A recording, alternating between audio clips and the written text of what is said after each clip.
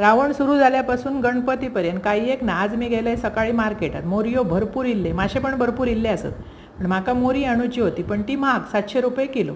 मग एक मोरी मोठी घेतली आणि त्याचे 4 वाटणे घातले. ताजी होती फडफडीत एकदम. चौघांनी 4 वाटणे घेतले. मोरी कशी एकदम जून असली ना की ती एकदम टेस्टी लागतं. आणलं त्याचे बारीक तुकडे केलं धुतलंय आणि त्याका मीठ हळद आला लसूण पेस्ट आणि मालवणी मसालो लावून तासभर मुरत ठेवलं. अशी मुरत ठेवशात ना की ती चविष्ट लागतं. अशी करून बघा आवडतली तुमका.